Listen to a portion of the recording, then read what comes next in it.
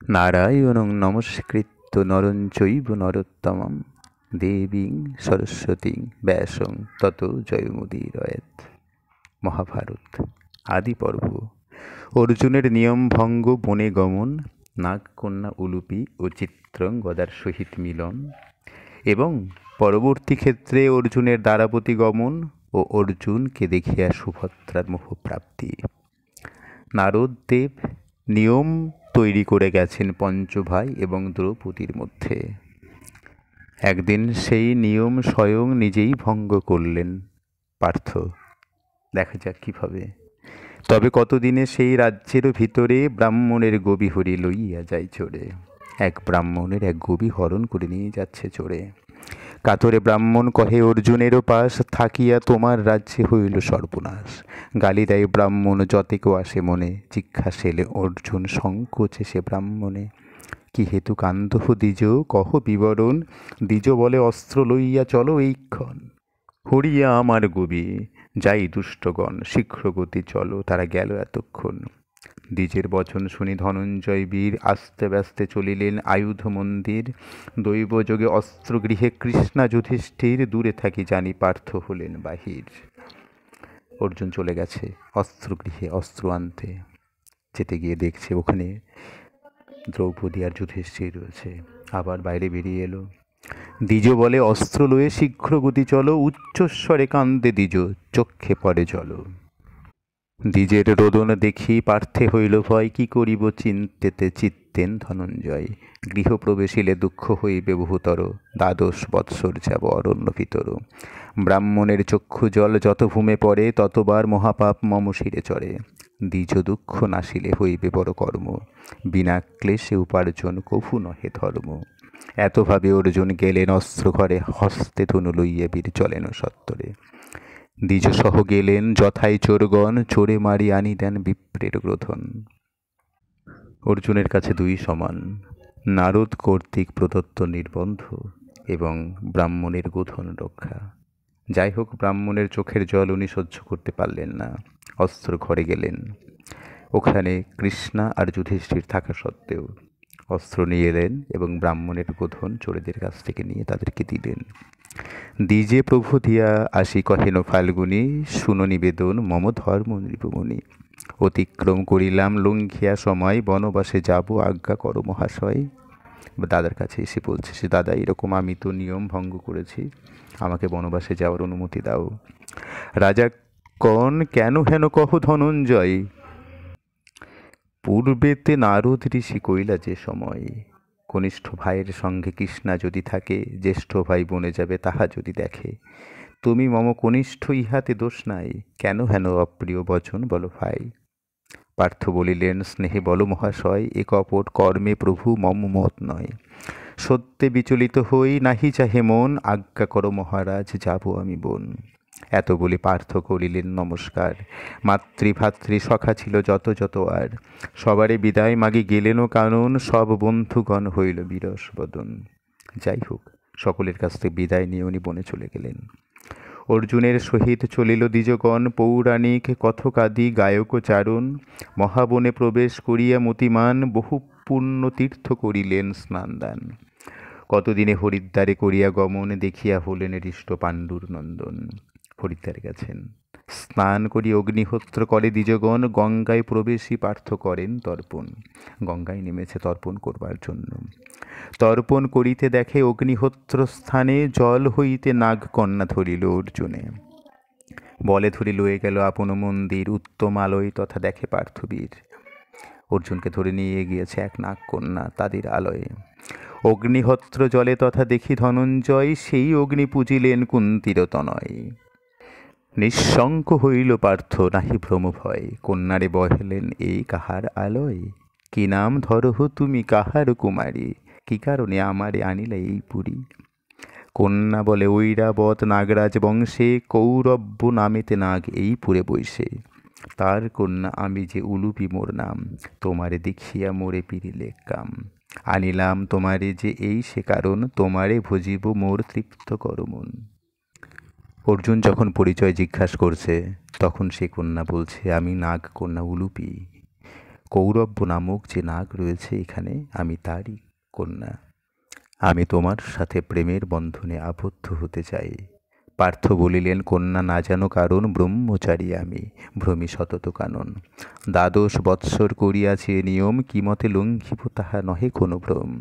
কন্যা বলে, সব তত্ত্ব আমি ভালো জানি, কৃষ্ণাহিত নিয়ম যে করিলা আপনি। অন্য স্ত্রীতে নাহি দোষ শুনো মহাশয়, তাহে আর্তজনে রক্ষা উচিত নিশ্চয়। আর্ত হয়ে আমি বাঞ্ছা করি যে তোমারে, ধর্ম আছে পাপ ইতে নাহিক সংসারে। অনুগত জন আমি কহিনু নিশ্চয়, এক পুত্র দান মোরে দেহ মহাশয়। নাগকন্যা উলুপি তার ঋতুদানকালে এক পুত্র দান চাইল তার কাছ থেকে। তোমার ঔরসে এক পুত্র আমি চাই, তাহার অধিক কাম্য কিছু মোর নাই। হৃদয়ে বিচারী পার্থ কন্যার বচন, ধর্ম সাক্ষী করি করেন পত্নীতে গ্রহণ। এক নিশি বঞ্চি তথা পার্থ মহাবীর, প্রাতঃকালে গঙ্গা হইতে হলেন বাহির। বিস্মিত হইয়া দ্বিজগণ জিজ্ঞাসিল, প্রত্যক্ষ বৃত্তান্ত পার্থ কহেন সকল। তবে দ্বিজগণ সহ কুন্তীর নন্দন, হিমালয় পর্বতে করেন আরোহণ। আগস্ত্য নামেতে বট বশিষ্ঠ আশ্রম, বহু তীর্থে পার্থ স্নান করিলেন ক্রম। পৃথিবী দক্ষিণাবর্ত করি হেন গণি, পূর্ব সিন্ধু তীরে বীর গেলে আপনি। গয়া গঙ্গা প্রয়াগ নৈমিষারণ্য আদি, পৃথিবীতে যত তীর্থ যত নদ নদী। অঙ্গ বঙ্গ মধ্যেতে যতেক তীর্থ বৈশে, স্নান করি চলিলেন কলিঙ্গ প্রদেশে। কলিঙ্গে না পশিবা হরিল দ্বিজগণ, কলিঙ্গে প্রশিলে ভ্রষ্ট হয়তো ব্রাহ্মণ। কলিঙ্গ নগরে পশিলেন ধনঞ্জয়, ক্রমে ক্রমে দেখিলেন যত তীর্থ জয়। সমুদ্রের তীরেতে মহেন্দ্র গিরিবর, মণিপুর নামে এক আছে নগর। চিত্রভানু নামে রাজা রাজ্য অধিকারী, চিত্রঙ্গদা নাম তার ধরেন কুমারী। দেবের বাঞ্ছিত কন্যা পূর্ণরূপে গুণে, নগরে বিহরে কন্যা দেখিল অর্জুনে। কলিঙ্গ নগরে গেছে, ঘুরে বেড়াচ্ছে, চিত্রাঙ্গদা দেখতে পেয়েছে অর্জুনকে। কন্যা দেখি মোহিত হইয়া ধনঞ্জয়, শীঘ্রগতি গেলেন সে রাজার আলয়। পার্থ বলিলেন, রাজা করো অবধান, তোমার কুমারী এই মোরে দেহদান। রাজা বলে, কে তুমি, কোথায় তব ঘর, কোন বংশে জন্ম তব, কাহার কোঙর।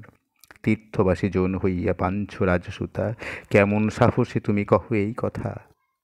অর্জুন বলেন, আমি পাণ্ডুর তনয়, কুন্তি গর্ভে জন্ম মম, নাম ধনঞ্জয়। এত শুনে শীঘ্র পতি উঠিয়া রাজন, আলিঙ্গন কুকরি দিয়া দিল বসিতে আসন। রাজু বলে, এত দূরে আসা কি কারণ, বিশেষিয়া কহিলেন পৃথার নন্দন। রাজা বলে, মোর ভাগ্যে আইলে হেথায়, মম বিবরণ শুনো কহিব তোমায়। চিত্রাঙ্গদার পিতা চিত্রভানু প্রথমে তো আপত্তি জানিয়েছিল, কিন্তু অর্জুন তার নিজের পরিচয় প্রদান করবার পর সে তাকে আলিঙ্গন করে বসতে দিল। সে তার নিজের কথা বলছে। প্রভঞ্জন নামে রাজা মর্ম পূর্ব বংশে, পুত্র বাঞ্ছা করি রাজা সেবিল মহেশে। প্রসন্ন হইয়া বর দিলেন ঈশ্বর, তব বংশে হইবে রাজা একই কোঙর। কুলক্রমে এক ভিন্ন দ্বিতীয় নহিবে, সে পুত্র হইবে সেই রাজ্যে রাজা হবে। পূর্বত এমত বর দিলেন ধূর্যটি, পুত্র না হইল মম হইল কন্যাটি। পুত্রবধ করি কন্যা করি যে পালন, মম বংশে রাজা হইতে নাহি আর্জন। সেই হেতু করিলাম মনে বিচার, এ কন্যা দিয়া তারে দিব রাজ্যভার। কুরু বংশে শ্রেষ্ঠ তুমি, না শোভে এ কথা, এক সত্য করো তব দিব আমি সুতা। ইহার গর্ভেতে যেই জ্যেষ্ঠ পুত্র হবে, সেই সে আমার রাজ্যে রাজত্ব করিবে। সত্য করিলেন পার্থ, রাজা কন্যা দিল, 1 বর্ষ তথা তারে রহিতে হইল। পরে পার্থ চলিল দক্ষিণ সাগর, স্নান দান সর্বত্র করেন বীরকর। এক স্থানে তথায় দেখেন ধনঞ্জয়, পঞ্চতীর্থ বলি তারে মুনিগণে কয়। অশ্বমেধ ফল স্নানে হয়তো বিশেষ, কিন্তু সে তীর্থ সলিল কেহ না পরশ।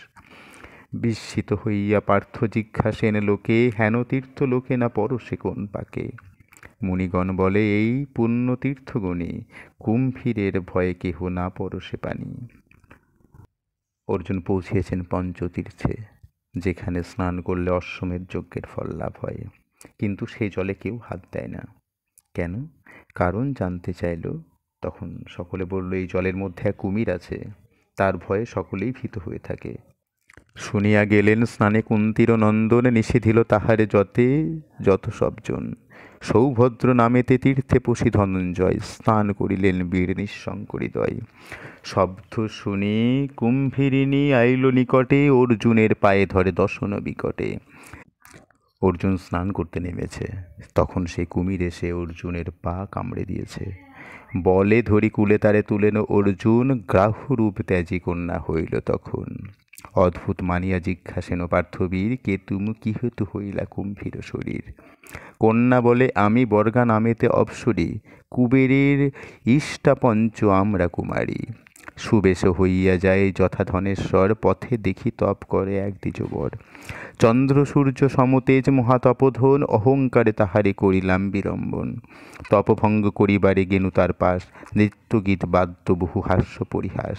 কদাচিৎ বিচলিত নহিল ব্রাহ্মণ, ক্রোধের না সবারে সাপ দিল ততক্ষণ। অনেক বৎসর থাকো গ্রাহরূপ ধরি, করিলাম বহু স্তুতি করজোর করি। অবদ্ধ অবলা জাতি জানিয়া অন্তরে, বধাধিক শাস্তি দিল আমা সবাকারে। ব্রাহ্মণেরা শান্তশীল সর্বশাস্ত্রে জানি, দয়ায় শাপান্ত আজ্ঞা করো মহামুনি। সেই কুমির তখন এক কন্যার রূপ ধারণ করল। কন্যা তখন তার নিজের কথা বলছে, আমি বর্গা নামক এক অপ্সরী, একজন মুনি ধ্যান ভঙ্গ করবার চেষ্টা করেছিলাম, সেইখান থেকেই অভিশাপ পেয়েছি। মুনি বলে, গ্রাহ হইবে তীর্থের ভিতরে, তবে মুক্ত হইবে যদি তোলে কন্নরে। ব্রাহ্মণের বচন শুনিয়া পঞ্চজন, বাহুরিয়া যাই ঘরে হইয়া বিমন। আচম্বিতে দেখিনু নারদ তপোধন, জানাইনু তাহাকে আপন বিবরণ। নারদ বলেন, নাহি হইও বিমনা, পঞ্চতীর্থে গ্রাহরূপে থাকো পঞ্চজনা। তীর্থযাত্রা হেতু যে আসিবে ধনঞ্জয়, তাহার পরশে মুক্ত হইবে নিশ্চয়। আমরা একসাথে ছিলাম পঞ্চজন, তখন পঞ্চজন সভায় নারদের কাছে গেলাম। নারদ তখন বললেন, অর্জুন আসবে, তার কাছ থেকেই মুক্ত হবে সেই কথা।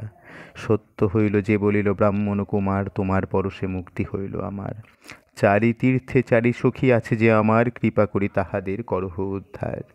বিনয় শুনিয়া পার্থ হয়ে দয়াবান, চারি তীর্থে চারিজনে করিলেন ত্রাণ। মুক্ত হইয়া নিজ স্থানে গেল পঞ্চজন, নিষ্কণ্টক তীর্থ করি গেলেন অর্জুন। পুনবীর মণিপুরে করেন গমন, চিত্রাঙ্গদা সহ পুন হইল মিলন। চিত্রাঙ্গদা গর্ভে জন্মিল যে নন্দন, নাম রাখিলেন তার শ্রী বভ্রবাহন। কতদিন বঞ্চি পুত্রে স্থাপিয়া রাজ্যতে, পুনতীর্থ ভ্রমিবারে গেল তথা হইতে। তার পুত্র জন্মালো চিত্রাঙ্গদার গর্ভে, তার নাম বভ্রবাহন। গোকর্ণাদি তীর্থে স্নান করি ক্রমে ক্রমে, প্রভাস তীর্থেতে যান পৃথিবী পশ্চিমে। এবার পৃথিবীর পশ্চিম দিকে যে প্রভাস তীর্থ আছে সেখানে গিয়েছেন। প্রভাসে আগত পার্থ কুন্তীর কুমার, দ্বারকায় গোবিন্দ শুনিয়া সমাচার। অতি শীঘ্র করিলেন তথায় গমন, প্রভাসে অর্জুন সহ হইল মিলন। দ্বারকাধীশ শ্রীকৃষ্ণ জানতে পেরেছেন প্রভাসে কুন্তী পুত্র পার্থ এসেছে, সেখানে অতি শীঘ্র গেলেন এবং দুজনের মিলন হলো। আলিঙ্গন করিয়া উভয়ে পরস্পর, উভয়ের হইল উত্তর প্রত্যুত্তর। অর্জুনে লইয়া পরে দেবকী নন্দন, রৈবতক নামে গিরি করিল গমন। গোবিন্দের আজ্ঞায় তথায় যদুগণ, রৈবতক পর্বতে পূর্বে করেছে গমন। অতিশয় মনোহর গিরিবর যত, নানা ধাতু বিরাজিত মুনি মরকত। নানা জাতি বৃক্ষ সর্ব ফল ফুলে শোভে, নানা জাতি পুষ্প সব আমোদে সৌরভে। নানা জাতি পশু খেলে নানা পক্ষীগণ, গিরি দেখি সুখী যদুকুল সর্বজন। রৈবতক পর্বতে গিয়েছেন শ্রীকৃষ্ণ পার্থকে নিয়ে। কৃষ্ণের বচনেতে দ্বারকাবাসী সব, রৈবতক পর্বতেতে কইল মহোৎসব। বাল বৃদ্ধ যুবার নরনারীগণ, নানা বাদ্য নৃত্য গীত করে অনুক্ষণ। নানা রত্নে মণ্ডিত যতেক তরুগণ, শ্বেত পীত রক্ত নীল বিবিধ বসন। শ্বেত কৃষ্ণ চামর রাখিল প্রতিডালে, প্রবাল মুকুতা ঝাড়া বান্ধি ইন্দ্রজালে। উগ্রসেন বসুদেব অক্রূর উদ্ভব, জয়সেন কামদেব সকল বান্ধব। বলভদ্র চারুদেষ্ণ সাত্ত্বকী সারণ, গদ উপগদ যে দারুক পদ্মমন। ঝিল্লি উপঝিল্লি যত সপ্ত বংশ নারী, উদ্যানে ভ্রমিতে সবে চলে আগুসারি। দৈবকী রোহিণী আর ভদ্রা সচিরতী, ভীষ্মক নন্দিনী সত্যভামা জাম্ববতী। নগ্নচিতা কালিন্দী লক্ষণা রত্নভূষা ভদ্রমিত্রা মিত্রবৃন্দা বানুপুত্রী উষা চন্দ্রাবতী ভদ্রাবতী প্রভৃতি কামিনী ইত্যাদি কৃষ্ণের 16,000 রমণী রৈবতক পর্বেতে যে করেন বিহার হেনকালে উপনীত ইন্দ্রের কুমার। সেখানে উপস্থিত ছিল কৃষ্ণের 16,000 রমণীরা, তার সমস্ত যদুকুল বর্গ। সেখানে উপস্থিত হয়েছেন পার্থ কৃষ্ণের সাথে। অর্জুন আইল বলে শুনি এই কথা, আগুসারি আনিবারে গেল সব তথা। কৃষ্ণ ধনঞ্জয় আরোহণ এক রথে, দোহে এক মূর্তি কেহ না পারে চিনিতে। শ্রীকৃষ্ণ আর অর্জুন দুজনার একই রকম চেহারা, কেউ কাউকে চিনতে পারছে না। দোহে ঘন নীল বর্ণ অরুণ অধর, কিরীটি কুণ্ডলহার শোভে পীতাম্বর। কেহ বলে কৃষ্ণে পার্থ, পার্থে বলে হরি, দোহা মূর্তি দেখিয়া বিস্মিত নরনারী। তবে ধনঞ্জয় বীর রথ হইতে উলি, লইলেন বসুদেবের পদধূলি। আলিঙ্গন শিরে চুম্ব বসুদেব দিয়া, যতেক বৃত্তান্ত জিজ্ঞাসেন বিস্তরিয়া। অর্জুন বলিল সব নিজ বিবরণ, নারদ নিয়ম হেতু ভ্রমি তীর্থগণ। বাসুদেব বলিলেন থাকো হয়ে আলয়, 12 বৎসর যতদিনে পূর্ণ হয়। শ্রীকৃষ্ণ তখন তাকে বললেন 12 বৎসর পূর্ণ হতে যতদিন থাকে ততদিন তুমি এখানেই থাকো। উগ্রসেন বলভদ্র সত্যক সাত্যকী একে একে সম্ভাসেন পরম কৌতুকী।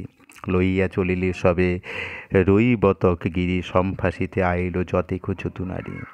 অর্ঘ্য দিয়া কল্যাণ করেন সর্বজন, পরম আনন্দ সবে শুভ জিজ্ঞাসন। মাতুলানি গণে পার্থ প্রণাম করিয়া, যথাযোগ্য সম্ভাস করেন নম্র হইয়া। হেনকালে সুভদ্রা যে বসুদেব সুতা, নবীন যুবতী সর্বরূপ গুণযুতা। বিচিত্র কবরীভার সুচাচর চুলে, মেঘেতে বিদ্যুৎ যেন কুরুবক ফুলে। তার গন্ধে মকরন্দ ত্যাজি অলিকুলে, চতুর্দিকে ঝঙ্কারিয়া অনুক্ষণ বুলে। 2 গণ্ড কুণ্ডল মণ্ডিত শ্রুতিমূলে, চন্দ্রজ্যোতি গজমতি শোভে নাসাহুলে। বদন নিন্দিত চান্দ নাসাতিল ফুলে, কটাক্ষ চাহনিতে মুনির মন ভুলে। কুচযুগ সমপুগ ঢাকিয়া দুকুল, মধ্যদেশ মৃগঈশ নহে সমতুল। জঘন সরস ঘন নর্তক অতুলে, হেরি মুগ্ধ হয়ে কাম চরণ অঙ্গুলে। নিতম্ভ কুঞ্জর কুম্ভ চিনিয়া বিপুল, জাতি ছুথি হার পরে মালতী বকুল। তারে দেখি পার্থ জিজ্ঞাসেন গোবিন্দেরে, কেবায়ে সুন্দরী সখা সবাকার পরে। সুভদ্রাকে দেখে মুগ্ধ অর্জুন জিজ্ঞেস করছে অনাদিরাদি গোবিন্দর কাছে কি এই কন্যা?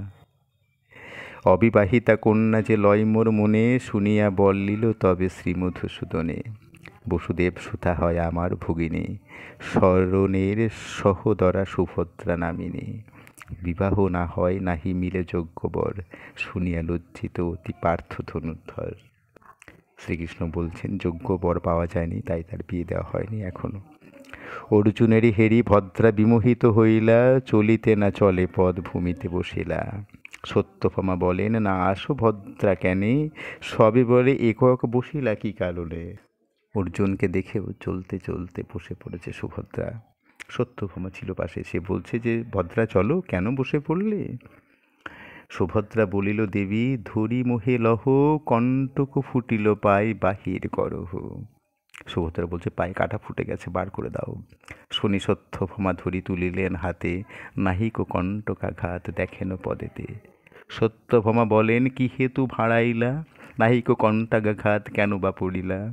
নিভৃতে সুভদ্রা কহে কি কহিব সখী, যে কণ্ঠক ফুটিল কোথায় পাবে দেখি। সুভদ্রা তখন সত্যভামাকে বলছে যে কাঁটাটা ফুটেছে, কিন্তু এই কাঁটা দেখবে কিভাবে? অর্জুনের মোহন চাহনি তীক্ষ্ণ স্বর, আজি অঙ্গ আমার করিল জর্জর। দেখো মোর অঙ্গতাপ ঘন কম্পমান, ছটফট করে তনু বাহিরাই পান। ছাড়ো সত্যভামা আমি না পারি যাইতে, এত বলি অর্জুনের লাগিল দেখিতে। সেখান থেকে আর কিছুতেই উঠছে না, অর্জুনকে দেখেই যাচ্ছে। সত্যভামা বলে ভদ্রা ঘাইলি কি লাজ, রাখিলি কলঙ্ক নিষ্কলঙ্ক কুলমাজ। পিতা বসুদেব ভাই রাম নারায়ণ, 3 লোক যার মধ্যে পূজে সর্বজন। ইহা সবাকার লজ্জা করিতে চাহিস, দেখিয়া পুরুষে প্রাণ ধরিতে নারিস। অন্য কি অনুরা কন্যা নাহি রাজকুলে, পর পুরুষ দেখিয়া কাহার মন ভুলে। তোমা হইতে নির্লজ্জ না হয় অন্যজনে, ধৈর্য ধরো চলো করে পাছে কেহ শুনে। সত্যভামা ছিল পাশে, সে সুভদ্রাকে তো খুব বকা বকলো যে যার বাবা বসুদেব, যার ভাই শ্রীকৃষ্ণ বলরাম, যাকে এই তিন লোকের সকলেই পুজো করে, আর সেই মেয়ে কিনা একজন পুরুষের দিকে নির্লজ্জভাবে তাকিয়ে আছে। সত্যভামা সখীর নিষ্ঠুর বাক্য শুনি, সকরুণে কহে ভদ্রা চক্ষে বহে পানি। ধিক ধিক ব্যর্থ জন্ম নারীর ভূতলে, পরবশে দহে তনু বিরহ অনলে। সত্যভামা বলে কি নিন্দিস কামিনী, নারী রূপ দেখো ক্ষিতি সংসার ধারিণী। নারী হইতে হইল পূর্বে সৃষ্টির সৃজন, শক্তিরূপে রক্ষা করে সবার জীবন। নারী নাম প্রথমেতে মঙ্গল কারণ, লক্ষ্মী আগে বলয়ে পশ্চাতে নারায়ণ। নারীকে নিন্দা করো না, নারী রক্ষা করে শক্তিরূপে সমস্ত কিছু। নারী থেকেই সৃষ্টি হয়েছে সব কিছু, সেই জন্য নারীর নাম আগে উচ্চারণ করা হয় পুরুষের, যেমন আগে লক্ষ্মী পরে নারায়ণ। শঙ্কর ছাড়িয়ে আগে ভবানীর নাম, রাম সীতা নহি বলে বলে সীতারাম। গৃহিণী থাকিলে লোকে বলে তারে গৃহী, সংসারে দেখো হো নারী বিনা কেহ নাহি। ঘরে যদি গৃহী থাকে তবেই তো ঘরকে গৃহ বলা হবে, আর সংসারে নারী ছাড়া আর তো কিছু হতেই পারে না। স্ত্রী হইতে হয় ভদ্রা সবার উৎপত্তি, স্ত্রী বিনা করিতে বংশ কাহার শকতি। সুভদ্রা বলেন সত্য কহিলা সকল, কিন্তু সে পুরুষ বিনা জীবন বিফল। হ্যাঁ, তুমি তো সত্যই বলছো, কিন্তু পুরুষ ছাড়াও তো নারীদের জীবন বিফল বলো। সত্যভামা বলেন না হও উতরোল, বিয়া দিব স্থির হও শুনো মম বল। সত্যভামা তখন তাকে বলছে ঠিক আছে, তুমি অত উতলা হয়েও না, আমরা বিয়ে দেবো তোমাকে ওর সাথে। উত্তম বংশজ হইবে বলিষ্ঠ পণ্ডিত, পরম সুন্দর হইবে তবেই মনোনীত। ভদ্রা কহে যত কহ নাহি করি জ্ঞান, এখনই ত্যাজিব প্রাণ তোমা বিদ্যমান। কৌরব বংশীয় যে পাণ্ডব বলবান, বিনা ধনঞ্জয় আমি নাহি দেখিয়ান। কৌরব বংশীয়দের মধ্যে ধনঞ্জয় ছাড়া তো আমি আর কাউকে দেখতে পাই না ভালো। আজই যদি ধনঞ্জয় আমারে না দিবে, নিশ্চয়ই আমার বধ তোমার লাগিবে। সত্যভামা বলে দেবী চলো এইক্ষণ, রজনীতে পার্থ সহ করাবো মিলন। সত্যভামা তখন সুভদ্রাকে বলছে যে এখন তো চলো, সকাল হোক, সকালবেলা পার্থের সাথে কথা বলো। সত্যভামা মুখে শুনি বচন সরস, চলিল সুভদ্রা চিত্তে হইয়া হরস। তখন সুভদ্রা ওখান থেকে উঠে চলেছে। আসছি আমরা পরবর্তী পর্বে। সুভদ্রা অর্জুনের বিবাহ হেতু সত্যভামার দূতায়ালি, পারিজাত হরণ বৃত্তান্ত এবং সত্যভামার মানভঞ্জন। মহাভারতেরই কথায় অমৃত সমান, কাশিরাম দাস কহে শোনে পুণ্যবান। নমস্কার।